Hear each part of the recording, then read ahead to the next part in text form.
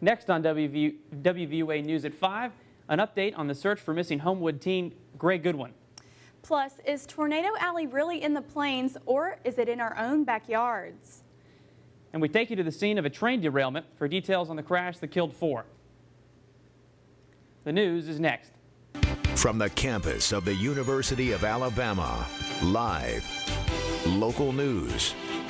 From Alabama's home team, this is WVUA News at 5. Thanks for joining us. I'm Rich Robinson. And I'm Katie Malone. Hoover police are investigating a shooting that happened after an Iron Bowl party that left one woman dead and another in custody. Our Danielle Springsteen is here to give us details on what exactly happened in the night's top story. Thanks, guys. The shooting happened outside the 1600 block at the Summer Chase at River Chase Apartments in Hoover.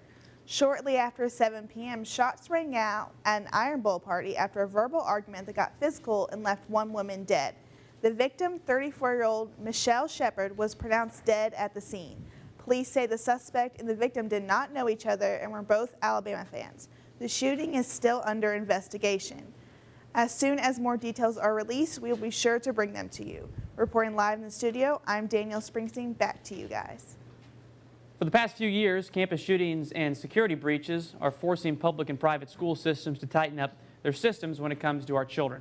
The Newtown shooting in Connecticut last December shocked the entire country when a gunman went into a school and killed 26 people. Just this week, a 7th grader in Nevada shot 2 classmates and a teacher before killing himself in his classroom. Reporter Hannah Ward shows you what Tuscaloosa County and city schools are doing to pull out all the stops. Not so fast. Anyone entering a Tuscaloosa County school no longer lets themselves in. Hi, how are you? Now, the only way into a Tuscaloosa County school is through the main office. You have to have a reason to be on campus to be allowed into the building. David Sellers is Tuscaloosa County Schools Director of Operations.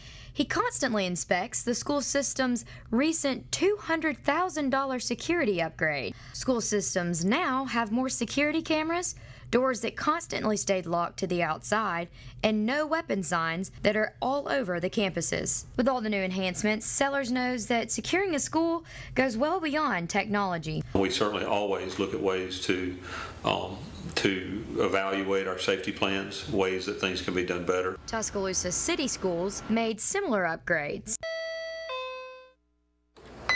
May I help you? I'm here to see Principal Sellers. Plus some additional upgrades You may come to the office. that will also regulate who is inside the building. If a person of threat somehow ends up here in the hallways of a Tuscaloosa City School, installments have been put in to reduce the Chances of them ending up in here. All classrooms within the school building stay locked from the outside at all times. The teacher is the only person authorized to approve a person to enter the classroom, and students no longer roam the hallways without a teacher or faculty member. Principal Sellers walked me around the building to demonstrate to me their new installments. As we all know, students don't spend all day in the classroom. The lunchroom is located at the back of the school, so someone would have to come in through the front in order to get there. Common areas are the only rooms in the school that law officials have approved to be unlocked. For the University of Alabama, I'm Hannah Ward, reporting. Board members did not want to share information on future updates, but they did say it is an ongoing process that they constantly evaluate to improve. In other news, the search for 16-year-old Gray Goodwin came to a tragic end Sunday. Authorities say they found the body of the Homewood teen while searching Lake Martin in Coosa County. Godwin was reportedly at the lake on a duck hunting trip Thursday, but never made it back home. Friends and former classmates of the teen gathered in Montgomery to pray for his safe return, and some say that there is a much larger meaning to the vigil. Alabama Marine Police are investigating the incident. Turning now to news from around the nation. 4 are dead and dozens are injured after a train derailed in New York. The National Transportation Safety Board is investigating the crash. A law enforcement official says the train operator told investigators he applied the brakes to the train, but it didn't slow down. New York's Commissioner of Emergency Management says investigators will be looking into the speed as of the train as a key point of concern. Moundville Archaeological Park is famous for its Native American artifacts, but around this time each year, Moundville is also popular for its annual Native American Festival.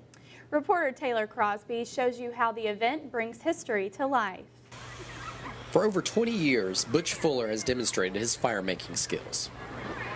There's your fire. Fuller is one of over 200 demonstrators here at the annual Moundville Native American Festival. He's shared his culture to hundreds of people over the years and enjoys every moment. He says the festival has a unique goal and way of informing visitors. I think the main goal is and always has been education. Certainly, we want to entertain, but even through entertainment we can educate. Schools and students from Tuscaloosa and surrounding counties make up most of the thousands of visitors the festival receives each year. Once they enter, they're surrounded by the sights and sounds of history. Native Americans and experts from all over the state share their crafts here. There's carved bows and arrows, pottery smoothed down by hand and a piece of deer antler, and basket weaving, just to name a few. Chaperones say these unique demonstrations make the festival a popular field trip destination. When we went around and they got to see all the things that they had for them to look at hands-on is what I liked. They had a lot of things for the kids to look at and to learn more about Native Americans. There aren't just historical demonstrations here at Moundville. There's plenty of activities for the kids as well, including face painting. Yeah, looks pretty good. That's a good one. Students can also learn Native American games and make their own shell necklaces in the kids' fun zone. There are even bird demonstrations on the main stage. It's entertainment, but educational. Butch says visitors should take an understanding with them when they leave. We can be your neighbors, your friends, and function in every level of society and still appreciate our heritage. A heritage that festival visitors will remember for years to come. For the University of Alabama, I'm Taylor Crosby reporting. This year's festival runs from October 9th to the 12th. For more information on the festival and the park, visit moundville.ua.edu. And still to come on WVUA News at 5, you're looking live at the WVUA Tower Cam. We could have a rainy week ahead of us, but find out straight ahead in Alabama's home team forecast. Plus, the San Antonio Spurs take on the Orlando Magic. We'll have all the latest sports news in Alabama's home team sports. It would have been a dunk.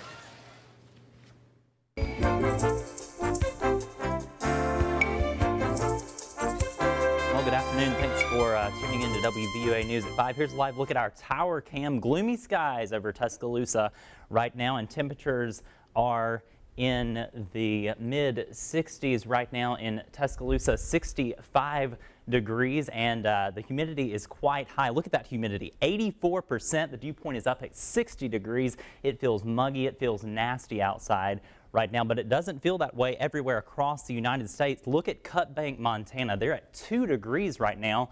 Contrast that with Brownsville and Miami. They are at 79, an 80-point swing across the U.S. right now. And as we move north into Canada, you will see all that cold bottled up over the North American continent. Negative 27 degrees right now, and all of that cold weather moving south over the coming days. But no cold weather for tonight. 63 degrees by 7 o'clock, 62 by 10, and the mid-60s hang tough through the night under cloudy skies. For tonight, our overnight low 59 degrees with some showers around. Same thing for tomorrow, 71 degrees, mostly cloudy, isolated showers around.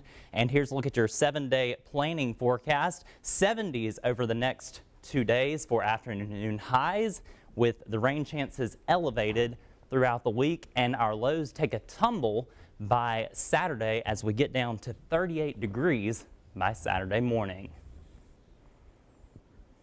And while we don't have severe weather in the forecast, the state of Alabama does have a lot of tornadoes. If you asked most people to identify those tornado states on a map, you'd probably get responses like Oklahoma and Kansas. You may be surprised, though, at where the real heart of Tornado Alley actually is. This is a sound that many who live in Alabama are all too familiar with. The National Weather Service has issued... And unfortunately, a sound that may be more common in our area than you might think. Think back to middle school. We were all taught that Tornado Alley was synonymous with the Great Plains. But as Richard Scott tells us, Tornado Alley may actually be in our own backyard in a place called Dixie Alley. Recent research has definitely proven we have more tornadoes here in Alabama. We have a higher fatality rate here in Alabama than actually happens out in the Great Plains, the traditional tornado alley. It's not just Scott sounding the alarm about Alabama's many tornadoes. Local meteorologist James Spann agrees, saying some people may not even consider Alabama a tornado state. I think the biggest problem, it's not the people that live here, it's the people that live outside of the state. People in New York and Los Angeles, for some reason they think tornadoes always happen in Oklahoma, in Kansas, in Nebraska, in South Dakota. They don't even think of Alabama as a tornado-prone state. So I think the image problem, it's not people within the state, it's people outside of the state. Spann says advanced technologies like radar and sky cameras have helped identify Alabama as being America's tornado hotspot. Unlike the Great Plains, Alabama actually has two distinct tornado seasons, one in the spring and one in late fall. Despite the uptick in tornadoes during these seasons, they can occur any time throughout the year in the state. For the University of Alabama, I'm Spinks Meganson reporting. And that's why you got to be prepared, guys. Apps like iMap Weather Radio and MyWarn are available on the App Store on both iPhone and Android. You got to be prepared for tornadoes. Fortunately, none in the forecast. Well, that's great. And so are we in tornado season right now? When is that so that we can be aware? Well, Alabama actually has two distinct tornado seasons, one in the spring and one in the fall. But the good news is, none in the forecast, but they can occur anytime. Well, everybody's got to be prepared out there. And real quick, Spinks, important. Where'd you get that bow tie? I'm going to have to talk to you about that after. We'll talk about that after the cast. Some other things we need to talk about, though. Our own Patrick Brickman's here talking about some sports action. Well, yes, straight ahead in home team sports, we've got a battle of 5 and 6 teams fighting for the last AFC wildcard spot. I'm going to have that for you next. Stay with us. From the campus of the University of Alabama, live sports. From Alabama's sports team, this is WVUA Sports. Thanks for sticking with us. Welcome back. Let's get on to some sports. It's a battle of 5 and 6 teams fighting for the last AFC wildcard spot as the Miami Dolphins travel to New York to take on the Jets. Joe Philbin trying to get himself off the hot seat, and it was a rough day for rookie quarterback Geno Smith, who looks long but is picked off by Donnell Ellerbe late in the first half. Ellerbe takes the ball down toward the 43-yard line. That sets up a Dolphins field goal right before halftime. Smith was benched at halftime in favor of Matt Sims. We're going to move on to the third quarter here. Ryan Tannehill is going to hit Brian Hartline on the slant. He's going to break two Jets arm tackles and take it in for the score. Just like that, the Dolphins are up 13-0. Let's move on late to the third quarter here. We're going to see Ryan Tannehill. He's going to throw to Mike Wallace on the comeback route, who breaks D. Milliner's tackle and takes it into the end zone for the score. The Dolphins receiver shows some good wheels after the catch today, and they go on to win 23-3. Let's move on to the NBA, where we have the San Antonio Spurs taking on the Orlando Magic. We've got early first quarter. The crafty Manu Ginobili shot fakes, drives the lane, and dishes to Jeff Ayers for the nasty slam. Well, actually, we have got a different game here. So we've got DeMarcus Cousins dunking off the Steph Curry pitch. Steph Curry's going to be at the top of the key, and he's going to give it to Klay Thompson. He's going to go back down to Harrison Barnes, and he's going to slam dunk. Klay Thompson has a nice assist there. Let's see what the Kings can do here. The Warriors get the steal on the fast break, and he's going to give it to Thompson with the alley-oop. Layup.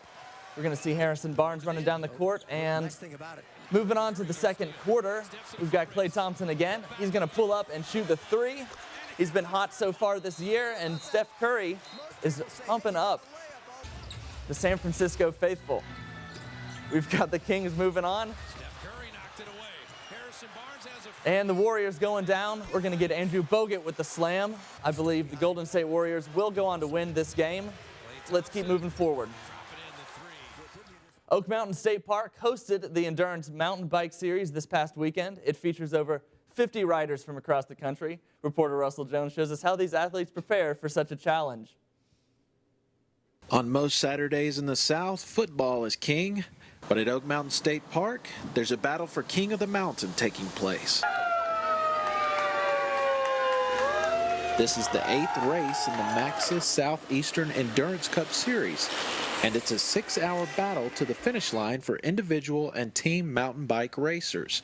Well-known racers such as Thomas Turner, Brian Toon, Shane Schreihart, and others came from across the U.S. to compete with more than 100 other competitors. There's some fast guys out here. There's some pros here from Georgia. There's always some fast dudes from Georgia, Tennessee, all throughout the Southeast. Each lap is over 8 miles long and typically takes the racers 45 minutes to complete. Before the race is over, they will have to finish this lap 6 times. But the race is much more than just physically demanding. It's a mental battle. It's just as much mental out here as it is physical. And, the ultimate goal, I think, in each racer is just to finish, this length of an event. But, obviously they're, jockeying for a good position as well. As you can see, the trails out here are pretty challenging, even for the most experienced riders. So you can only imagine after 3, 4, 5 hours of racing, things out here can get difficult. Kenny Griffin is a veteran of the sport since he was 10 years old. He created the Chain Busters series and felt that Oak Mountain's distinct trails presents many challenges to the most committed riders. Blood Rock is a famous obstacle here. It's big giant boulders, jagged edges, gnarly technical section, a little water stream running across it actually, and Jekyll and Hyde is just barreling down fast downhill with giant sections of rock garden. As you can see, this is not very easy. The winners of today's races were Jeff Clayton in the solo expert race and Jason Byerly and Miguel Soto in the team race. For the University of Alabama, I'm Russell Jones reporting. The next stop for the Endurance Cup Series is at Big Creek Park in Roswell, Georgia. That looks like a fun little race there. Yeah, absolutely. Nice. Takes a lot of endurance. And speaking of endurance... That's right, Katie. Speaking of endurance, just when you think you've heard it all, when it comes to Black Friday, you haven't. A teenager buys a car. This is true. He bought a car for $1. We'll have the details on that bargain when we come back.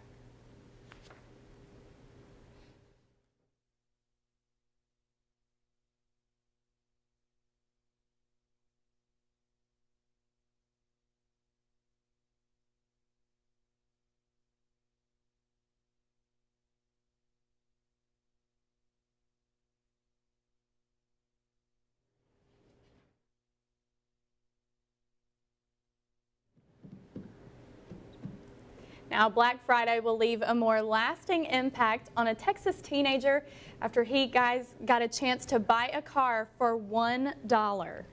A Houston car dealership sold 5 cars at that price during a special Black Friday special.